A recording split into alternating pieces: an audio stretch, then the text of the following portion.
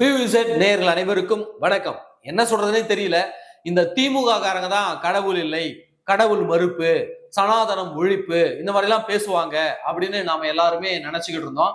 அப்படி பேசக்கூடியவர்களினுடைய ஆட்சியில கூட தமிழ்நாட்டினுடைய கோவில் நிலங்கள் பத்திரமாக இருந்தது. அது மட்டும் இல்லாமல் திமுகவினுடைய ஆட்சியில கிட்டத்தட்ட 8000 கோடி ரூபாய் மதிப்புள்ள கோவில் நிலங்கள் மீட்டெடுக்கப்பட்டது.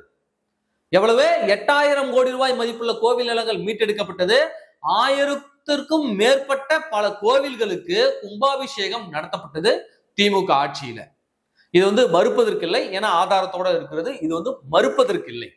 அப்போ கடவுள் இல்லை, சனாதன ஒழிப்பு இப்படியெல்லாம் பேசிக்கிட்டு இருக்கக்கூடிய திமுகவே கோவில் நிலங்கள்ல கை வைப்பதற்கு பயப்பட்டுச்சு. புரியுதுங்களா? கோவில் நிலங்களில் கை வைப்பதற்கு பயப்பட்டுச்சு. ஆனா இந்த தாவேக அரசு ஆட்சிக்கு வந்த உடனே பழனி முருகன் கோவில் நிலத்தை 100 கோடி ரூபாய் மதிப்புள்ள நிலத்தை 1.40 சென்ட் இருக்கக்கூடிய 1 ஏக்கர் 40 சென்ட் இருக்கக்கூடிய அந்த நிலத்தை திருட்டுத்தனமாக கைமாற்றப்படுகிறது. அப்படி அந்த கைமாற்றப்படுவதற்காக எவ்வளவு பெரிய அதிகார துஷ்பிரயோகத்தை பண்ணி இவனுங்க இவ்வளவு பெரிய முறைகேட்டை ஈடுபடுறான்னு உங்க எல்லாருக்குமே தெரியும். அந்த வழக்கு தொடர்பாக பாத்தீங்கன்னா ஒரு மரணம் நடந்திருக்கிறது. ஒருத்தர் சீரியஸா இருக்காரு ஹாஸ்பிட்டல்ல. உண்மையாகவே அதிர்ச்சியா இருக்கிறது. என்ன நடக்குது அந்த பழனி அந்த நல விஷயத்துல என்ன நடக்குதுன்னு தமிழ்நாடு மக்கள் இன்றைக்கு அதிர்ச்சியில இருக்காங்க. ஏன்னா திடீர்னு ஒருத்தவன் செத்து போயிட்டான், ஜெயில இருந்தவன். திடீர்னு ஒருத்தவன் அது வழக்குல முக்கியமான நபரு, அந்த பதிவாளர் போயிட்டு இன்னைக்கு ஐசியூல இருக்கிறாரு. என்ன ஆச்சு அப்படின்னு சொல்லிட்டு எல்லாரும் பதட்டத்துல இருக்காங்க. அப்போ அந்த பழனியில இருக்கக்கூடிய சர்ப்பதிவாளராக இருந்தவர் என்ன பண்றாருன்னா, இந்த நிலத்தை என்னால ரெஜிஸ்டர் பண்ணி நான் கொடுக்க மாட்டேன், அது என்னால முடியாதுன்னு சொல்லிட்டு லீவ்ல போறாரு. ஏன்னா திமுக ஆட்சியில அது மீட்டெடுக்கப்பட்ட நிலம். திமுக ஆட்சியில இருந்த வரைக்கும் அந்த நிலத்தை பல பேர் பட்டாமாற்றம் செய்வது முயற்சித்த போது தடுத்து நிறுத்தப்பட்டிருக்கிறது. இதே பழனி கோவிலுடைய அறநிலைத்துறையில இருக்கக்கூடியவர் லெட்டர் எழுதுறாரு பத்திரப்பதிவு துறைக்கு. இந்த மாதிரி இந்த இடம் சிக்கல்ல இருக்கு, யாராவது ரெஜிஸ்டர் கேட்டாங்கன்னா என்னுடைய அனுமதி இல்லாம கொடுக்காதீங்க அப்படின்னு சொல்லிட்டு பழனி கோவிலுடைய தக்கர் என்ன பண்றாருன்னா அவர் மனு கொடுத்து வைக்கிறாரு. அவர் மனு கொடுத்த ஒரு வாரத்திலேயே இந்த நில பரிமாற்றம் நடக்கிறது திருட்டுத்தனமாக. அப்போ பழனியினுடைய பத்திரப்பதிவு ஆபீசர் என்ன பண்றாருன்னா என்னால இதை மாற்றி கொடுக்கணும் லீவ்ல போறாரு. இவனுங்க கொடைக்கானல்ல இருந்த சர்பதிவாளரை கிட்டத்தட்ட 100 கிலோமீட்டருக்கு அப்பால இருக்கக்கூடிய அந்த சர்பதிவாளரை இங்க பழனிக்கு வர வச்சு ஒரு நாள்ல சிறப்பதிகாரியா வர வச்சு அவரை வச்சு இவங்க நிலத்தை கைமாத்திருக்கானுங்க. பழனியை சுற்றி 10ற்கும் மேற்பட்ட சர்பதிவாளர்கள் அலுவலகம் இருக்கிற போது, அந்த அலுவலகம் இருக்கும் போது அவைகளெல்லாம் விட்டுட்டு 100 கிலோமீட்டருக்கு அப்பால் இருக்கக்கூடிய கொடைக்கானல் இருக்கக்கூடிய ஜஸ்டின் மணிகண்டனை எதற்காக கொண்டு வரணும்? இது ஒரு கேள்வியா? அந்த ஒரு நாள் அங்கிருந்து இவரை இங்க கொண்டு வர்றதுக்கு அவ்வளவு எளிதில் மாற்றிட முடியாது. பத்திரப்பதிவு துறையினுடைய உயர் அதிகாரியினுடைய உத்தரவு இல்லாமல் இவர் அங்க பணிக்கு வர முடியாது. ஒரே நாள்ல மாற்றி திரும்ப ஒரே நாள் அங்க கொண்டு போய் இருக்க முடியாது. அது மட்டும் இல்லாமல் அந்த இந்து சமய அறநிலையத்துறையினுடைய ஆணையர் அங்க இருக்காரு இல்லைங்களா பழனியில, அவருக்கு ஒரே நாள்ல என்ன பண்றாங்கன்னாக்க சென்னைக்கு டிரான்ஸ்பர் வாங்கி கொடுக்குறாங்க. அப்ப இந்த அதிகாரம் யார் அவர்களுக்கு கொடுத்தது? அப்போ இவ்வளவு பெரிய அதிகார துஷ்பிரயோகம். இங்க இருந்து ஒரு அதிகாரியை லீவ்ல போக வைக்கிறாங்க, அவர் லீவ் போட்டு போறாரு. ஒரே நாள்ல பத்திரப்பதிவு துறை 100 கிலோமீட்டருக்கு அப்பால இருக்க கொடைக்கானல் பத்திரப்பதிவு துறை அலுவலர் வர வைக்கப்படுறாங்க. இங்க இந்த பத்திரப்பதிவுக்கு தடையாக இருக்கக்கூடிய இந்து சமய அறநிலையத்துறையினுடைய அதிகாரி ஒரே நாள்ல சென்னைக்கு அனுப்பி விடுறாங்க ப்ரொமோஷன் கொடுத்து. அப்போ இவ்வளவு பெரிய அதிகார துஷ்பிரயோகம் பண்ணிருக்காங்கன்னா அப்போ எந்த அளவிற்கு உயர் மட்டத்துல அவர் இருந்திருப்பார்? இந்த நிலத்தை கூறு போட்டு விற்பதற்கு, முருகனுடைய நிலத்தை கூறு போட்டு விற்பதற்கு எந்த அளவிற்கு இவர்கள் திட்டம் தீட்டி இருக்கிறார்கள் என்பது இப்ப உங்களுக்கு புலனாகும். அதுலதான் 2 பேர் கைது செய்யப்படுறாங்க. அது கிட்டத்தட்ட ஒரு 6 பேருக்கு மேல கைது பண்றாங்க இந்த பழனி நில மோசடி விவகாரத்துல. அதுல மிக முக்கியமான 2 பேர் யாரு அப்படின்னாக்க, ஒரு வழக்கறிஞர் அன்வர் தீன் அப்படின்ற ஒரு வழக்கறிஞர், இன்னொருத்தவர் ஜஸ்டின் மணிகண்டன். பாரு, ஒருத்தர் முஸ்லீமு, இன்னொருத்தர் கிறிஸ்துவர். வித்தது முருகனுடைய நிலத்தை. எப்படி இருக்கு பாரு இந்த ஆட்சி. அப்ப அந்த அன்வர்தீன் அவர் சிறையில் அடைக்கப்படுறாரு, மதுரை மத்திய சிறையில அடைக்கப்படுறாரு.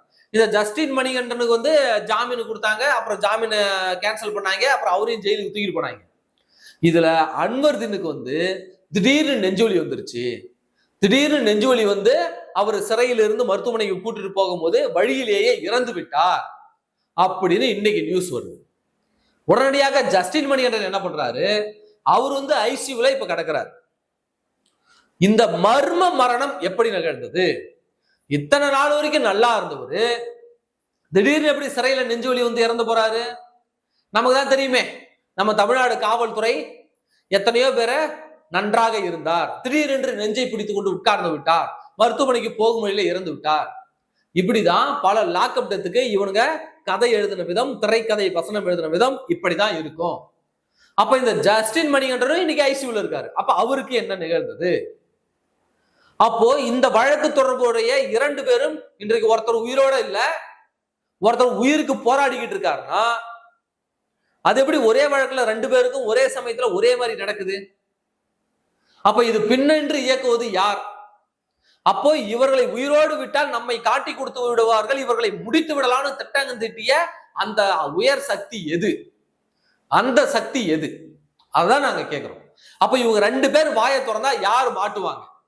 யார் அந்த கொடைக்கானலுடைய சர்பதிவாக இருந்தா அந்த ஜஸ்டின் மணிகண்டனை நீ அங்க போய் அந்த நிலத்தை மாத்தி கொடு அப்படின்னு அவருக்கு உத்தரவு பட்ட அதிகாரி யார்? இந்த நிலத்தை ஆட்டைய போடு, நீ வாங்கிக்க அப்படின்னு இந்த வழக்கறிஞரை தூண்டி விட்டது யார்? அப்போ இன்றைக்கு உயிருக்கு ஒருத்தர் உயிரிழந்த, ஒருத்தர் உயிருக்கு போராடக்கூடிய இந்த 2 நபர்களும் மிக முக்கியமான நபர்கள். வியாபம் வழக்குன்னு ஒண்ணு இருக்கு, நீங்க வேணா கூகுள்ல சர்ச் பண்ணி பாருங்க, வியாபம் ஊழல் வழக்கு. அந்த வியாபம் ஊழல ஈடுபட்ட கிட்டத்தட்ட இருக்கிறாங்க, அது ஒரு 100 பேர் கிட்ட இருக்கிறாங்க, அதுல 40 பேர் உயிரிழக்கிறாங்க. அந்த ஒரே ஊழல் வழக்கு சம்பந்தப்பட்ட 40 பேர் உயிரிழக்கிறாங்க. அந்த 40 பேரும் மர்மமான முறையில், சந்தேகத்திற்கிடமான முறையில் உயிரிழக்கிறாங்க. இன்னைக்கு அதே போலதான் இந்த பழனி நில விவகாரத்திலும் முருகனினுடைய நில விவகாரத்திலும் இன்றைக்கு அதுதான் நடந்துகிட்டு இருக்கு. மர்மமான முறையில் உயிரிழக்கிறார். இத்தனை நாள் நல்லா இருந்தவர் சிறைக்கு போறாரு, சிறையில் நெஞ்சொலி வராரு, மருத்துவமனைக்கு போகும் வழியிலே இறந்து விடுகிறார். அப்போ யாரையோ காப்பாற்றுவதற்கு இந்த காவல்துறையும் மொத்த அதிகார வர்க்கமும் இயங்கிக் கொண்டிருக்கிறது. அதை யாரை காப்பாற்றுவதுன்னா எங்களுடைய கேள்வி. அப்போ சிறையில ஒருத்தர் மரணமா, சந்தேகத்திற்கான மரணம், அது கொலையோ இல்ல உண்மையாலுமே நெஞ்சுலியத்தில், ஆனா அது சந்தேகத்திற்கான மரணம். ஜஸ்டின் மணிகண்டன் இன்னைக்கு ஐசியூல இருக்காரு. எப்படிதான் நாங்க கேட்கிறோம். அது எப்படி ஒரே வழக்கு தொடர்புடையவர்களுக்கு ஒரே மாதிரி ஒரே டைம்ல எல்லாம் நடக்குதுன்னு நாங்க கேட்கிறோம். அப்போ உண்மையாகவே தமிழகத்துல நடக்கிறத நாம பார்க்கும்போது உண்மையாகவே ஒரு விதமான பயம் இருக்குது நமக்கு. இவனுக்கு எங்க கொண்டு போறானுங்க? இந்த திருப்பதி முருகன் கோவில் விவகாரத்துல வசமா தொக்கா மாட்டிக்கிட்டானுங்க. அதிகார துஷ்பிரயோகம் நடந்திருப்பது உண்மையாயிடுச்சு. அப்படி அந்த அதிகாரத்தை துஷ்பிரயோகம் பண்ணவங்க உயர் அதிகாரம் படைத்த சக்தி படைத்தவர்கள் தெரிஞ்சிடுச்சு. அவர்கள் இன்னும் எத்தனை பேரை காவு கொடுக்க போகிறார்கள் என்பதுதான் நம்முடைய கேள்வி. அந்த உயர் சக்தி எது? அதை இந்த தாவேக அரசு காப்பாற்றுகிறதா? அப்ப இந்த மர்ம மரணம் ஒன்று நிகழ்ந்திருக்கிறது. ஒருவர் உயிருக்கு ஆபத்தான நிலையில் போராடிட்டு இருக்காரு. இனியும் மாநில காவல்துறையோ மாநில புலனாய்வு அமைப்புகளோ இதை விசாரிக்க கூடாது. சிபிஐ வசம் இந்த வழக்கை ஒப்படைக்கணும், சிபிஐ தான் விசாரிக்கணும், மாநில அரசு தலையிடக்கூடாது.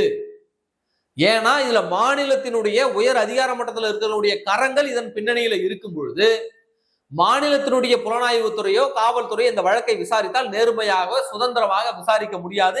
எனவே சிபிஐக்கு இந்த வழக்கை மாற்றிவிட வேண்டும். அவரு ஜுடிஷியல் கஸ்டடியில இருக்காரு, சிறையில.